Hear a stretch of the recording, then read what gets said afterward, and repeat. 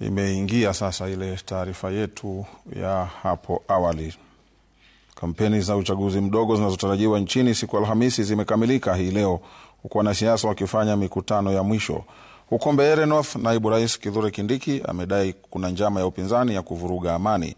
Wagombea wengine wote pia walikamilisha kampeni zao. Kuanzia Ndurumori, Karerema hadi Giteburi, eneo bunge la Mbeere North, kikosi cha UDA kinachompigia debe mgombea wao Leonard Muriuki wa Muthende kiliwasili. Katika sakasaka za kura za lala salama, naibu rais Profesa Kithure Kindiki akianza kwa madai ya mpango wa kuvuruga amani kwenye uchaguzi huo wa Alhamisi. Siku ya Alhamisi, kura itapigwa kutoka asubuhi mpaka jioni na itapigwa na njia ya amani. Nataka niwahakikishie kwamba serikali ya Kenya haitakubali mtu yeyote kutumia silaha butu, kutumia vitisho na vita ati kulazimisha watu wasiende kupiga kura ati kwa sababu mtu ule ambaye anaunga mkono anaonekana hawezi shinda.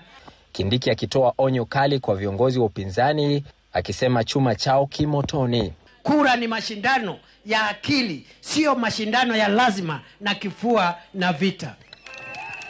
Na kwa sababu huyu wa Muthende anaenda kuwa mbunge wetu Thursday, mimi nakusii ndugu yangu, mimi kama ndugu yako mkubwa nakusii ufanye kazi na watu wote. Naye mgombea wa UDA aliahidi kuboresha elimu katika eneo bunge hilo. Mbeere North, mko tayari? Tuko tayari. Ndawa, mko tayari? Tuko ready. Mutatuma huyu jamaa bunge? Tumuapisha Ijumaa ijayo? Aendeshe kazi ya maendeleo?